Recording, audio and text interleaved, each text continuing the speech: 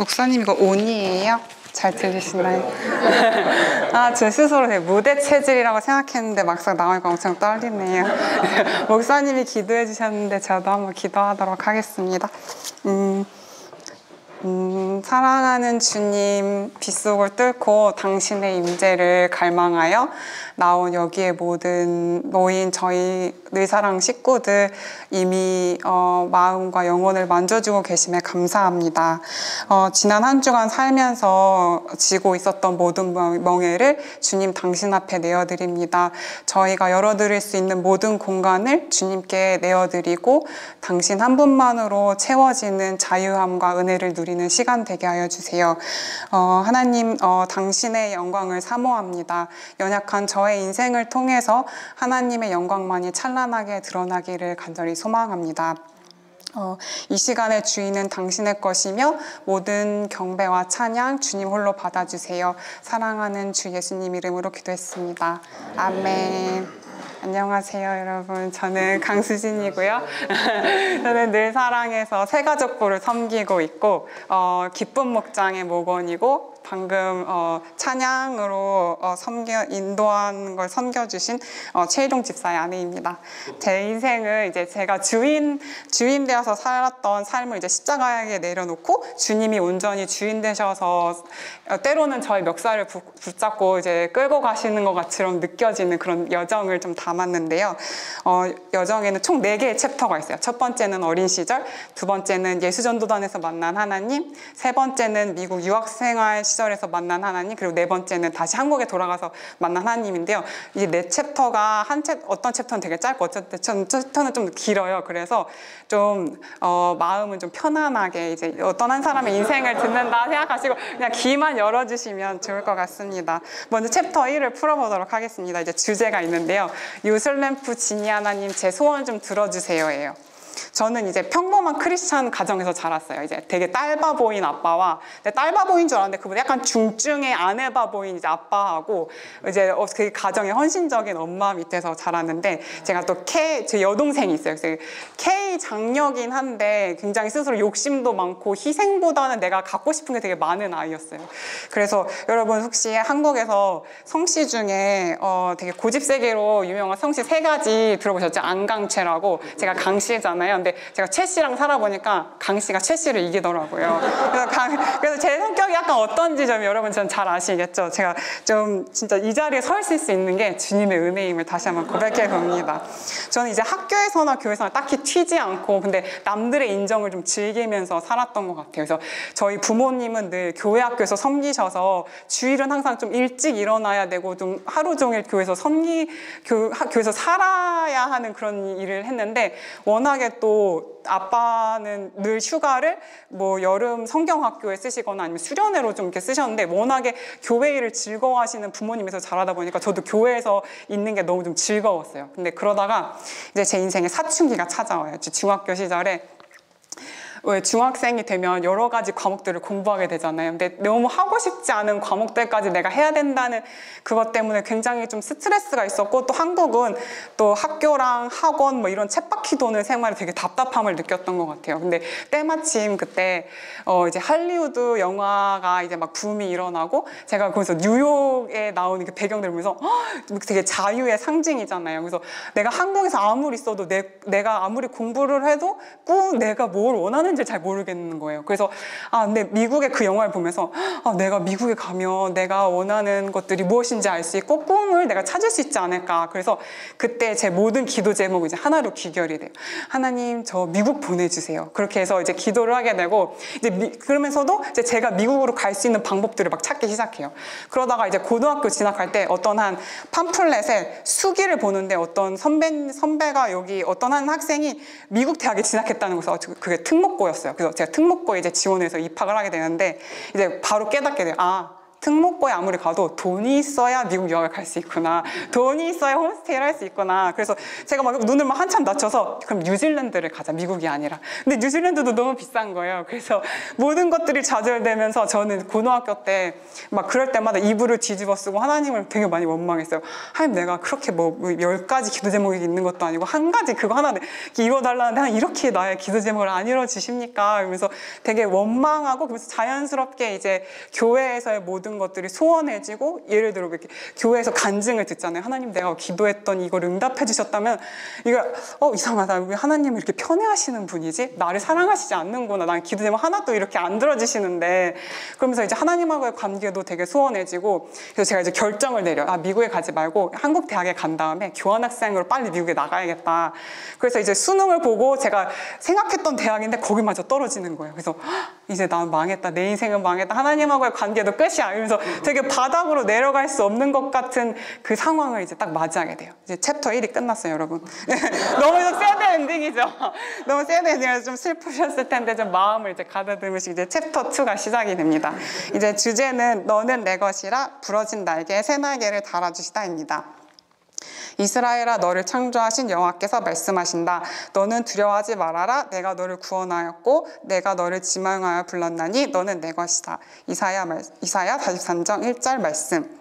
제가 이제 대학에 떨어졌다는 소식을 듣고 재수를 할까 막 고민을 하고 있던 와중에 제가 아는 전도사님께서 하와이에 있는 예수전도단이 있는데 거기에서 열방대학이라는 곳을 세웠다고 이렇게 말씀해 주시면서 제가 그때 한참 심리학 이런 상담학에 되게 관심이 있었는데 거기에서 크리스천 상담학을 배우면서 여기가 되게 한국 대학처럼 학비가 저렴하고 또 너가 학위를 받고서 이제 좀 해보면 좋겠다 했는데 제가 재수를 생각하고 있어서 되게 근데 이 제안이 너무 솔깃한 거예요. 그래서 되게 감사하게 부모님한테 이 제안을 말씀드렸을 때 부모님께서도 같이 기도해 보시고 뭔가 하나님의 인도하심이라는 그런 것들이 저희 가족에게서 응답이 돼서 제가 바로 이제 하와이 예수전도단에 가게 됐어요. 근데 제가 그때 한참 하나님하고의 관계가 완전 바닥이었고 또 제가 꿈꾸던 데가 뉴욕이잖아요, 여러분. 근데 하와이는 미국이 아니에요. 그래서 하와이 가는데 여기가 무슨 미국이야. 그래서 막 되게 뭔가 기대치가 하나도 없었거든요. 근데 이제 제가 제자 훈련을 이제 시작하게 되는데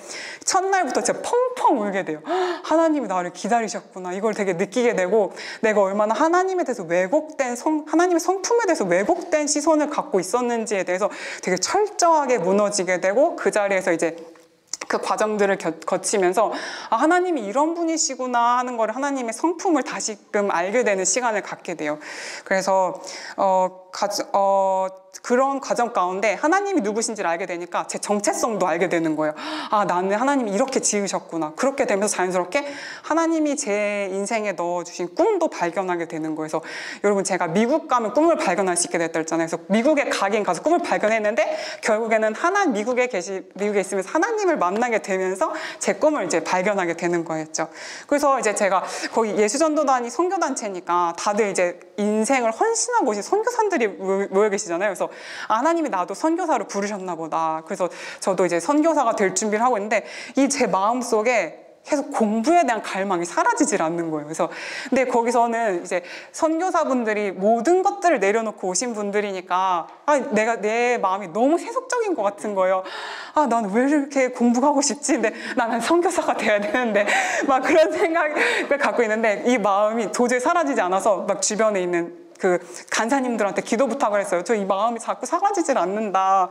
그러면서 다 같이 이제 기도를 해주시면서 수진아 근데 이 마음의 소원이 사실 하나님께로부터 온 것 같다. 한번 기도를 해보자 해서 기도를 했는데 그러면서 이제 과정 가운데 제가 깨닫게 된 게 사실 저희 인생 가운데 하나님이 넣어주신 꿈이 있는데 이것이 나의 욕심으로 인해서 되게 왜곡되고 변형되는 그 과정이 있음으로 인해서 이 꿈이 다시금 하나님 안에서 죽어지고 그분 안에서 다시금 이제 구속되어져서 온전히 그분의 것이 되는 그런 과정이 필요하구나. 이거를 좀 제가 깨닫게 됐거든요. 그래서 하나님이 나에게 공부하는 것이 하나님의 꿈이구나. 그렇다면 제가 또 그때 이제 그래서 미국 대학 과정을 마치게 되면서 미국 대학을 크리스천 대학들을 이게 어플라이 하는데 제가 짐 엘리엇 선교사님을 되게 좋아해요. 전능자의 근을 쓰신. 그래서 위튼 대학 가셨잖아요. 그래서 나 위튼 대학 갈 거다 막 여기저기 소문을 내고 다녀요. 난 위튼 대학 갈 거야. 위튼 대학 갈 거야. 그래서 근데 결국에 베일러 대학이라고 제가 듣도 보도 못한 그 대학에서 저를 제일 많은 장학금을 주고 또 그렇게 인도하시게 됐어요. 자연스럽게. 그래서 저는 또 그렇게 드디어 이제 미국 대륙으로 하와이 섬에서 대륙으로 이제 입성하는 하나님이 인도하심을 받게 됩니다. 이제 챕터 2가 끝났어요, 여러분. 하나님이 다시 만난 다시 뭐 되게 나락으로 떨어져 있던 애가 하나님을 다시 만난 스토리에 좀 감동하셨을 거예요. 이제 챕터 3은 제가 이제 텍사스에서 유학 생활을 하면서 만난 하나님인데 이제 주제가 광야에서 나를 내려놓고 주인 되신 아버지를 따라입니다. 성경 말씀은 나는 그리스도와 함께 십자가에 못 박혔습니다. 이제 살고 있는 것은 내가 아닙니다. 그리스도께서 내 안에서 살고 계십니다. 내가 지금 육신 안에 살고 있는 삶은 나를 사랑하셔서 나를 위하여 자기 몸을 내어주신 하나님의 아들을 믿는 믿음에서 살아가는 것입니다. 갈라디아서 2장 20에서 21절 말씀. 제가 이제 말씀드렸지만 제가 동부 뉴욕을 꿈꾸던 애였는데 또 이제 그러면서 그렇게 기도했는데 하나님은 또 미국의 남부의 아주 시골로 저를 인도해 주세요. 그래서 지금 생각해 보면 지금 뉴욕으로 인도해 주시지 않은 게 정말 감사해요. 뉴욕에 있었으면 저 공부 못했을 것 같아요. 근데 남부 시골에 있었으니까 공부를 할 수 있었던 것 같아요. 근데 이제 제가 예수전도단에 있으면서 나름 2년 반이라는 시간을 지내면서 난 다 내려놨다. 나의 이제 인생은 하나님 것이고 나의 자아는 이제 없어. 이렇게 생각했는데 알고 보니까 그는 맛보기만을 경험했던 것 뿐이고 이제 다시 내가 넘어졌을 때 다시금 어떻게 그분의 은혜 안에서 다시금 일어날 수 있는지를 배웠던 거지 전혀 제 자아가 죽지 않았더라고요. 그래서 이제는 완전히 세상의 그 예수전도단이라는 단체 안에서 저를 내보내셔서 실전에서 이제 어떻게 내가 배운 것들을 어플라이하면서 하는 그런 약간 실전과 같은 그런 필드였어요. 그래서 저는 또 되게 공부를 갈망했고 이게 하나님의 꿈이다. 그리고 미국 학비가 비싸잖아요. 그래서 저는 이제 이렇게 대해주시는 부모님들을 실망해서는 안 되고 나는 하나님 기뻐하시는 우등생이 되어야지. 이래가지고 좀 그때 나름 되게 열심히 살았던 것 같아요. 아침 일어나자마자 난 큐티를 하고 뭐 주일에도 교회 모든 봉사를 다 하고 그리고 또 학교도 공부하지 않고 클럽 활동도 되게 열심히 하고 재밌게 살았는데 그렇게 살았음에도 불구하고 뭔가 시험을 다 끝나고 나면 시험이 어려웠던 것도 아닌데 되게 머리부터 발끝까지 헛헛함과 허무함이 저를 되게 감쌌어요. 이유는 알 수 없었는데 내가 공부를 너무 열심히 했나 막 이런 생각을 하면서 그냥 이렇게 지나갔었는데 그리고 이제 졸업을 하게 돼요. 그래서 졸업을 하면서 그렇게 늘 고백하잖아요. 저희가 하나님 감사합니다. 모든 것이 주님의 은혜입니다라고 하는데 너무 스스로 너무 깜짝 놀랐어요. 이 고백을 하는데 알맹이가 없는 거예요. 이 껍데기인 거예요. 모든 제 고백이. 알고 보니까 그렇게 하나님 정말 하나님께서 하셨습니다 하지만 속으로는 나 되게 열심히 살았어. 그러니까 제 열심이 하나님의 은혜가 비집고 들어올 수 없을 만큼 내 열심이 너무 컸던 거예요. 그러면서 제가 그때 약간 좀 되게 하나님한테 너무 죄송했어요. 그런 고백에 알맹이가 없다는 것에 대해서. 근데 그런 과정 가운데 하나님께서 저한테 말씀하시는 것 같았어요. 수진아, 너가 그렇게 열심히 하지 않아도 너에게 난 늘 우등생이야. 그렇게 말씀하시는 것 같아서 저는 이제 그때 대학원에 진학을 하게 되는데 이제 결심을 나 이제 진짜 하나님께서 하나님 원하시는 것에 말씀을 귀 기울이고 예스하는 자녀가 되어야지 이렇게 이제 은혜가 들어올 수 있도록 그렇게 해야지라고 결심을 하게 되는데 여러분 솔직히 이제 학부 때는 공부 별로 안 하더라도 대학원에 진학하면 공부 열심히 해야 되잖아요. 근데 저는 반대로 대학원에 가서 공부를 별로 안 했어요. 그런데 뭔가 여러분 이게 저를 본받으시면 안 되고 저는 약간 특별한 시즌이었던 것 같아요. 그때가. 그래서 대학원의 삶은 온전히 하나님께 좀 내어드리고 하나님이 원하시는 일에 좀 귀를 기울이며 순종하는 법을 그제서야 좀 배웠던 것 같아요. 그래서 여러 가지 그러면서 하나님 많이 은혜도 주시고 에피소드가 되게 많았는데 그중에서 제가 하나를 나누자면 제 친구가 이제 해외 선교를 간다는 거예요. 그래서 해외 선교를 가는데 재정이 필요하대요. 그래서 근데 제가 그때 한창 대학원에 들어가고 조교 일을 하면서 학비랑 생활 장학금을 받는데 그때 한참 또 제 여동생이 같이 와 있는 시절이라 되게 사는 게 너무 빠듯했어요. 얼마 안 되잖아요. 생활 장학금 학교에서 주는 게. 그래서 하나님이 제 마음에 100불을 주라고 말씀하시는 것 같아서 이제 100불을 지갑에 넣는데 도저히 100불을 못 주겠는 거예요. 너무 큰 돈이라. 그래서 뭐 주머니에만 넣어놓고 뭐 그래도 친구한테 재정이 많이 들어오겠지 했는데 이제 어느 날 친구한테 친구야 너 해외 선교 가는데 재정 많이 들어왔을 때 친구가 울상이 돼서 한 푼도 안 들어왔다는 거예요. 근데 딱 그 얘기를 듣는데 하나님께서 빨리 어서 그 친구의 첫 열매가 되어줘라 라는 마음을 좀 조급하게 주셔서 100불을 딱 줬어요. 그리고 나서는 근데 딱 그 날에 어떤 일이 있었냐면 제가 계속 생활장학금으로 이제 조교일로 너무 부족해서 티칭을 하고 싶다고 이렇게 어플라이한 게 있었는데 계속 이 응답이 안 오는 거예요. 그래서 어드민 아주머니한테 왜 이렇게 응답이 안 오냐 했는데 기다려라 막 이렇게 했는데 바로 제가 그 100불을 준 날 바로 제가 됐다는 응답이 딱 이게 온 거예요, 이메일이. 그래서 근데 진짜 딱 하나님의 그 순종하는 사람들은 다 알죠. 아, 이거 하나님이 하셨다. 나의 순종을 보고 진짜 나의 이 정말 코딱지만한 이 순종을 하나님이 정말 몇 배로 이렇게 나에게 주시는구나. 또 이런 것들을 좀 제가 또 경험하게 됐어요. 그 다음에 제가 여동생 얘기를 좀 언급했잖아요. 그래서 여동생도 제가 이제 텍사스에 오게 되고 동생이 이제 같은 대학으로 이제 공부를 하러 왔는데 이제 같이 8년을 이제 살게 돼요. 텍사스에서.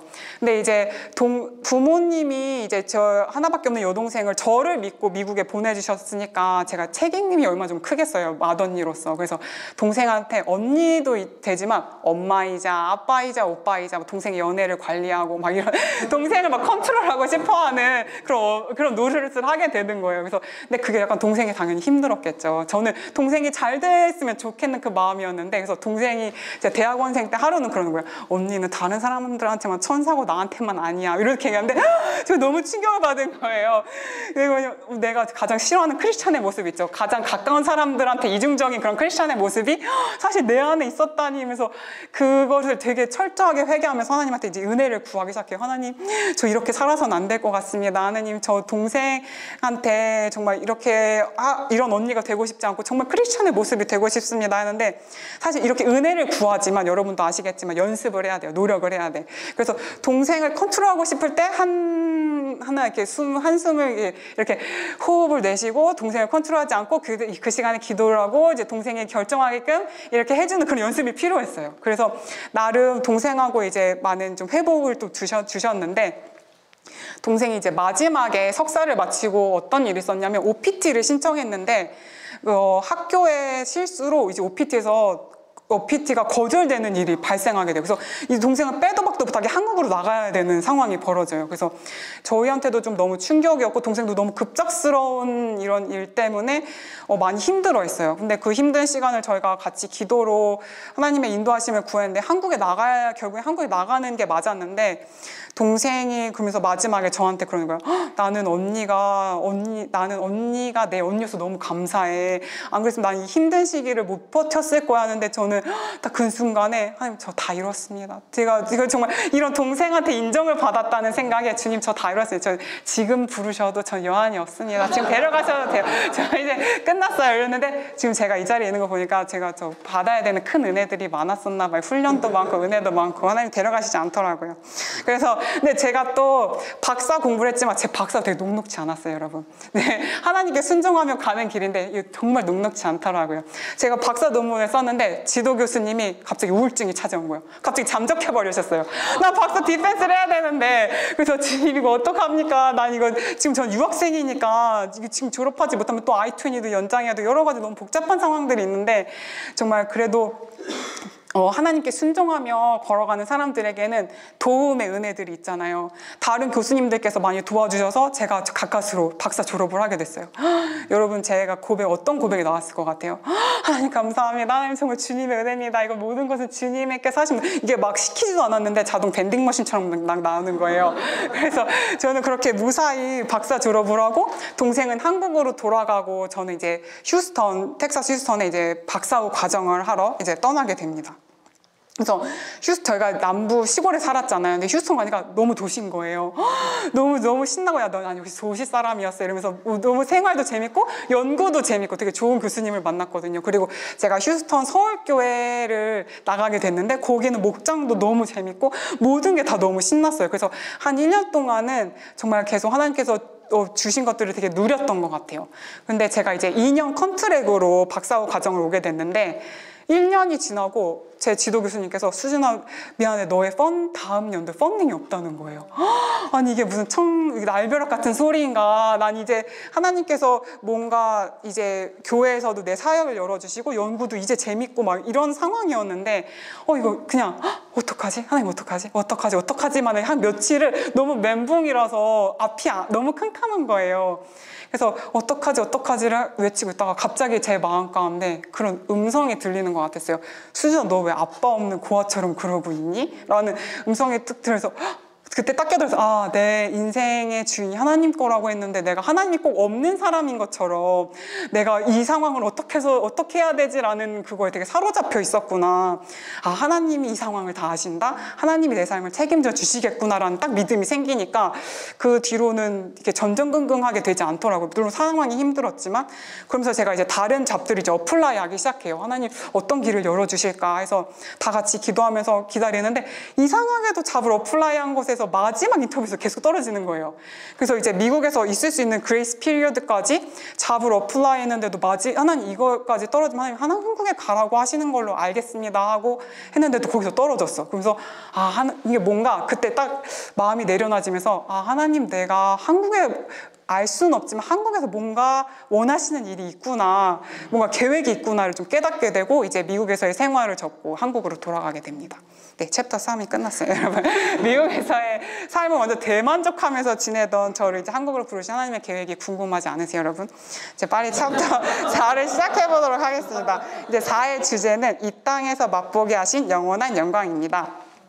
주신 말씀은 그러므로 우리는 낙심하지 않습니다. 비록 우리의 겉사람은 쇠약해 가지만 우리의 속사람은 날마다 새로워지고 있습니다. 우리가 잠시 받는 가벼운 고난은 그 무엇과도 비교될 수 없고 크고 영원한 영광을 우리에게 가져다 줄 것입니다. 그래서 우리는 보이는 것을 바라보지 않고 보이지 않는 것을 바라봅니다. 보이는 것은 잠깐이지만 보이지 않는 것은 영원하기 때문입니다. 고린도후서 4장 16에서 18절 말씀. 제 동생이 이제 먼저 한국에 들어가 있었고 이제 제가 들어가게 되면서 이제 내 가족이 다 같이 복작복작하게 이제 살게 돼요. 그래서 뭔가 오랜만에 정말 내 가족이 모여서 살았고, 그래서 저는 되게 한국에서 열심히 좀 쉬다가 이제 한국에 있는 한 대학의 보건대학원의 교수님과 컨택이 되면서 이제 연구원 생활을 시작하게 돼요. 근데 여러분 아시겠지만 제가 학부부터 미국에서 나왔잖아요. 그러니까 한국의 대학 생활이 처음인데 너무 재밌는 거예요. 한국에서만 누릴 수 있는.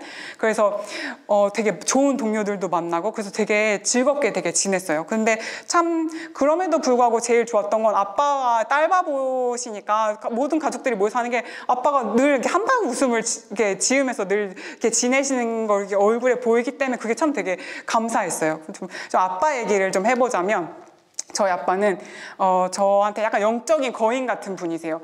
그래서 늘 잘 때랑 일어날 때 이제 기도하시는 장소가 있는데 늘 항상 정해져 있어요. 아빠가 기도하시는 장소가 늘 정해져 있고, 그리고 또 주일날은 어렸을 때부터 아빠가 이제 찬양을 틀어주면 그 찬양을 듣고 이제 일어나는 거예요.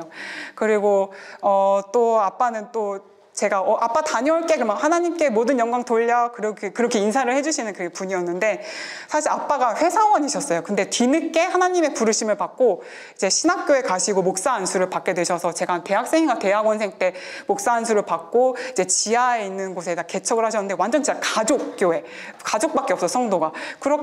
그런 목회를 하시면서 또 아빠는 리타이어 하셨는데, 그럼에도 이제 저희 생계를 위해서 다른 작은 회사에서 또 이제 일을 하시는데 왕복 3시간이 걸리는 멀리 다니시고, 그래서 참 아빠가 되게 열심히 사시는 분인데 그렇게 또 주말도 쉬지 못하시고 설교 말씀을 쓰시는 그런 모습이 좀 안쓰럽기도 하면서 되게 또 아빠의 그런 모습이 또 존경스럽기도 그렇게 했어요. 그래서 2019년 8월에 동생이 이제 박사를 하러 다시 미국에 돌아가거든요. 그 이후로부터 저는 이제 외동딸이 처음으로 이제 막 즐기면서 살게 돼요. 엄마 아빠의 사랑을 받으며. 그러다 이제 2020년 이제 9월 추석 바로 전날인데 엄마한테 전화가 와요. 그러니까 119에서 전화가 온 거예요. 지금 남편분이 쓰러지셔서 의식이 없어서 어디 병원으로 이동 중인데, 한참 그때 코로나 때였거든요. 그래가지고 병원에서 안 받아준다는 거예요, 아빠를. 그래서 전전긍긍하고 돌아다니다가 한 병원을 찾았으니까 지금 빨리 오라는 거예요. 그래서 사실 이게 저희가 막 그래서 부랴부랴 갔더니 일단 뇌출혈이고 아빠가 뇌출혈 골든타임을 놓친 거예요. 그래서 이거는 수술에도 깨어날 가망이 없다. 막 의사가 엄청 인상을 찌푸리면서 수술을 만류했는데 저희는 그 자리에서 아빠를 보내드릴 전혀 마음의 준비도 안 됐고, 우리는 기도하면 하나님이 아빠 깨어나게 해주실 거다라는 그 마음에 일단 수술을 하게 돼요. 그러면 여러분, 저에게 하나님이 이제 기적을 베풀어 주셨을까요? 저희는 이제 그 다음 날로부터 계속 중환자실을 오고 가면서 아빠를 이제 간호하게 되고, 또 아빠가 사실 또 부작용이 있어서 수술을 되게 여러 차례 많이 하셨어요. 그리고 또 병원에서는 더 이상 치료할 게 없다 그렇게 말씀하셔서 또 다른 병원으로 가야 되는데, 그 병원에서 또 상태가 악화되면 또 큰 병원으로 옮기게 되고, 또 어느 때는 큰 병원에서 작은 병원으로 가는 도중에 악화가 돼서 다시 큰 병원으로 들어가는, 이런 여러 가지 일들이 많았어요. 근데 또 여러분, 환우가 있는 이제 가족분들은 아시겠지만 되게 멀리를 내다보지 못해요. 진짜 하루하루 하나님의 은혜를 이렇게 붙잡으면서 살아갈 수밖에 없거든요. 그래서 저희도 마찬가지였는데, 약간 수술비도 한국이 싸다곤 하지만 그런 큰 수술을 하니까 한국도 수술비가 어마어마한 거예요. 그리고 또 저희가 코로나 때여서 가족들이 딱 간병을 할 수 없고 간병사를 붙였어야 되고, 그러니까 저희 가족도 제가 이제 통장에 돈이 스쳐 지나간다, 월급이 스쳐 지나간다는 이런 거구나 또 경험하게 되는 정말 여러 가지 일들을 저희가 경험하게 되었는데, 엄마가 그때 당시 가장 힘들었던 게 그거였던 것 같아요. 저희 아빠가 약간 예수쟁이 같은 그런 분이셨어요. 회사에서도 복음을 전하다가 심할서를 쓰고, 복음을 전하다가 이제 회사에서 잘릴 뻔한 경험들이 많아요. 그러니까 되게 사람들이 보기엔 회식에서도 술도 안 하고, 그러니까 그런 예수쟁이였던 아빠의 어떤 말년이라고 할까요? 그런 결국의 결과가 저건가라는 사람들에게 덕이 되지 못한다. 이런 것이 엄마가 되게 많이 힘드셨던 것 같아요. 그래서 엄마가 그런 얘기를 좀 이렇게 나누면 제가, 아니 엄마, 근데 그건 다 세상적인 시각이고 우리 크리스천들은 하나님의 시각으로 이 일을 해석할 수 있어야 되고 우리는 믿음으로 해야 돼라고 말은 하지만, 참 가족들에게 이 시간을 믿음으로 이렇게 버텨내며 산다는 게 참 저희에게는 좀 쉽지 않았던 것 같아요. 그래서 근데 그럼에도 불구하고 믿는 저희들은 또 일을 해석하는 게 또 다르잖아요. 저희가 되게 감사했던 게, 아빠가 뇌출혈로 쓰러지셨음에도 불구하고 어떤 뇌출혈 환자들은 굉장히 망치로 때린 듯한 그 페인을 가지고 악소리, 여러분 드라마 보시면 악소리 나면서 쓰러지시는 분 있잖아요. 저희 아빠는 하품을 몇 번, 직장에서 퇴근하시는 길에 하품을 몇 번 하시고 이렇게 누우셨대요. 그래서 동료들이 발견한 거예요. 만약에 아빠가 지하철로 출퇴근하셨는데 지하철에서 만약에 아빠가 이렇게 잠드셨으면 술 취한 사람인 줄 알고 사람들이 아무것도 안 했으면 아빠가 종점까지 갔고 아빠를 전혀 아무도 손 쓸 수 없게 그렇게 보내드렸을 것 같은데, 너무 감사한 거예요. 이것도 직장에서 아빠를 발견하게 된 것도. 그리고 아빠가 다니던 직장의 원장님께서 저희한테 연락해서 산재를 신청하라고 하시는 거예요. 근데 여러분, 산재를 신청하는 데 있어서 뭔가 회사에 불이익이 되는 이야기도 좀 써야 되고 그런 게 있어서 사실 삐싸움이 난다고 해요. 그래서 저희는 전혀 생각도 안 하고 있었는데 원장님께서 노무사까지 저희한테 소개를 시켜주시면서 신청하라고 하셔서, 근데 이제 아시겠지만 뇌출혈은 뇌 안에서 일어난 거고 어떤 외상이 아니기 때문에 산재가 승인되는 게 굉장히 어렵다고 하는데, 저희는 승인되는 기적을 받게 된 거예요. 그래서 하나님께서 모든 저희의 병원비나 이런 것들을 진짜 커버해 주시는 그런 기적을 저희가 좀 체험하게 돼요. 그래서 제 동생이 OPT가 갑자기 거절돼서 갑자기 한국에 나가게 됐잖아요. 저도 2년 컨트랙인데 1년 만에 갑자기 펀딩이 사라져서 갑자기 한국에 나가게 됐잖아요. 여러분, 약간 큰 그림이 그려지시나요? 저는 한국에 나왔어도 하나님이 왜 한국에 나왔는지에 대해서 작은 퍼즐 조각들은 있었지만 큰 그림을 볼 수가 없었는데, 아빠가 이렇게 되시고 나니까 이거를 위해서 하나님이 나를 한국에 보내게 하셨구나. 뭔가 동생도 그렇고 저도 그렇고 급작스럽게 한국에 나와서 아빠하고의 이렇게 시간을 쓰러지기 전에 그 시간을 보내게 하신 하나님이 너무 인격적이시다, 너무 선하시다라는 생각이 되게 들더라고요. 그래서 그동안 미국에 있으면서 여러 가지 훈련을 받으면서 사실 하나님이 저의 성품을 다루기 위한 훈련이셨기도 했겠지만 뭔가 아빠의 일을 겪고 엄마랑 같이 제가 엄마 옆에 있어드리면서 그동안에 여러 가지 혹독한 계절도 있었고 내 삶 가운데 근데 이것이 다 이때를 위함이 아니었을까라는 생각이 드니까 되게 감사하더라고요. 그 시간들이.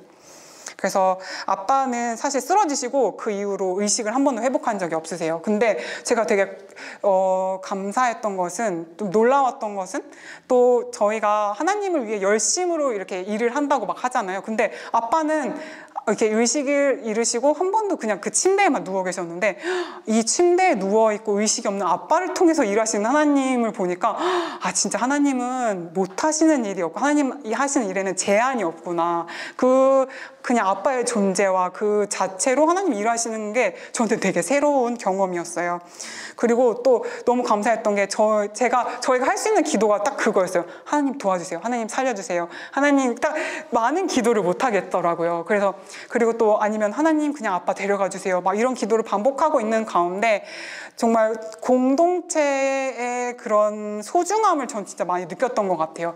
공동체 분들이 정말 필요할 때 어떻게 하시고 메시지를 보내주시고 이렇게 기도해 주시고 정말 공동체의 기도로 우리 가족이 하루하루 살아가고 있구나를 좀 많이 느끼게 해주셔서 공동체를 통해 받는 사랑과 은혜에 대해서 정말 이 공동체가 주는 중보기도의 힘은 큰 능력이 있구나. 그걸 좀 제가 많이 깨닫게 됐어요. 그래서 2022년 10월 7일 그렇게 아빠는 꼬박 2년을 투병하시고 하나님 품으로 안기게 되셨어요. 근데 정말 감사하게 그때도 아빠가 요양병원에 계셨는데 의사 선생님이 아빠가 좀 마지막인 것 같아 빨리 오라고 해서 같이 임종 예배도 드리고 아빠한테 작별 인사를 할 수 있었거든요.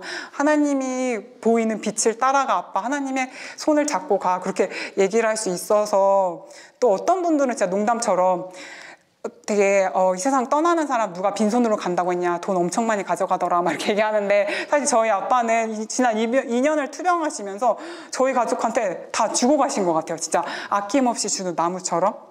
그래서 저는 아빠의 장례를 치르고 나서 하나님이 아빠를 통해 그분의 영원한 영광을 보게 하셨다라는 걸 좀 깨닫게 됐어요. 그러면서 아빠가 주고 가신 레거시는 무엇일까라고 좀 저는 돌아봤을 때 딱 좀 두 가지가 생각났는데 첫 번째는 아빠는 쓰러지기 하나님이 자녀 삼아 주신 그 은혜를 잊지 않는 분이셨어요. 그래서 쓰러지기 몇 주 전에도 엄마랑 얘기하시면서 하나님이 나를 자녀 삼아 주신 게 너무 감사하면서 눈물을 흘리셨다고 해서 그렇게 많은 그 신앙생활 오랜동안 신앙생활을 하시면서도 그 구원의 감격의 은혜를 잃지 않는 그런 아빠를 나도 본받고 싶다. 그걸 간직하고 싶다라는 것이 또 한 가지였고요. 그 다음에 아빠에게는 믿음이 사실 되게 최우선의 가치인 분이셨어요. 되게 아빠의 이야기가 많이 미화돼서 사실 저희 아빠 되게 욕심 많으시거든요. 그래서 제가 맨날 아빠한테 강 목사님 그렇게 욕심 많아서 천국 가겠어요? 맨날 아빠 이렇게 놀렸단 말이에요. 그럼에도 불구하고 결국에 마지막에는 수진아 믿음이 최우선의 가치야. 그래서 아빠가 제가 공부하는 것도 되게 좋아하셨는데 그럼에도 불구하고 수진아 세상 지식이 아니라 하나님 지식이 가장 우선이고 늘 그것을 저에게 리마인드 해주셨던 아빠가 지금 제 삶 가운데서도 아빠의 목소리가 이렇게 들리는 것 같아요. 믿음이 최우선이고 최우선의 가치야. 그래서 그 말을 좀 새겨야겠다라는 그 두 가지를 새겨야겠다라는 생각이 들면서 아빠의 일을 겪고 나서 우리가 앞으로 마주할 영혼에 비해서 이 세상에 사는 인생이 마치 그런 찬양 가사 있잖아요. 오늘 피었다 내일 지는 그런 되게 허무하리만큼 되게 더덥다고 느껴지기도 하거든요.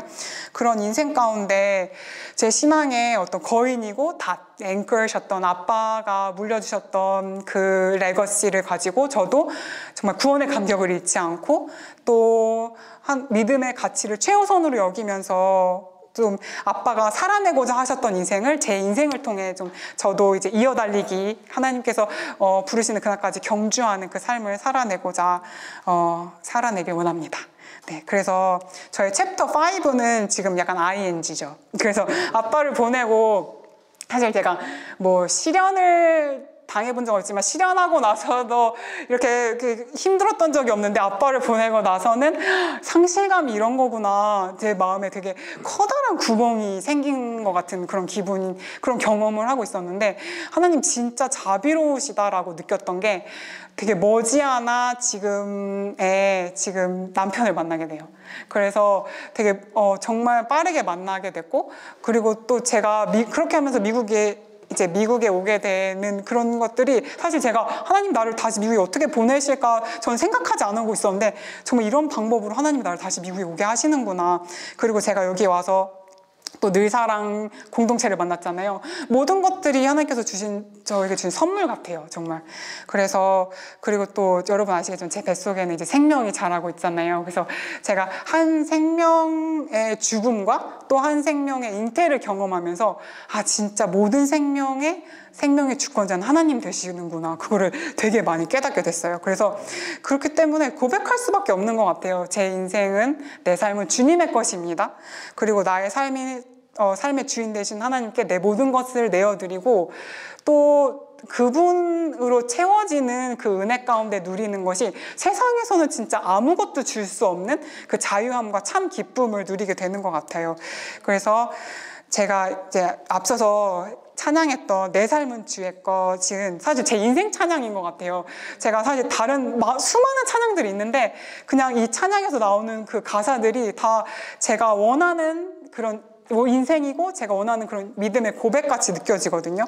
그래서 제가 정말 욕심이 많던 제 삶 가운데 하나님이 다 이 길도 막고 저 길도 막으신다고 느껴지는 그 순간들 속에 하나님이 여시는 그 길에 순종을 하면서 이제 그 순종을 배우게 하시고 그 과정 가운데 제 삶을 사실 그분 손에 맡겨드릴 수밖에 없었는데 결국 하나님 하시는 모든 일이 선하시고 또 앞으로도 보이지 않는 그 인생 가운데서 내가 주님께 드릴 수 있는 것은 오직 신뢰뿐이고 또 내가 보이지 않는 그 길에도 하나님의 영광만 바라보며 가겠노라 하는 게 지금 저도 IMG로 이루어가고 있는 거지만 제 믿음의 고백이자 제 인생의 소망입니다. 그래서 이곳에 모이신 저희 가족 여러분들께도 그런 동일한 은혜와 감동이 함께 하였으면 좋겠습니다. 이제 지난주 10월 7일이 아빠가 1주년 되는 날이라서 저희가 다 같이 가족이 미국에 있는 가족, 한국에 있는 가족이 다 같이 온라인으로 모여서 추모 예배를 드렸어요.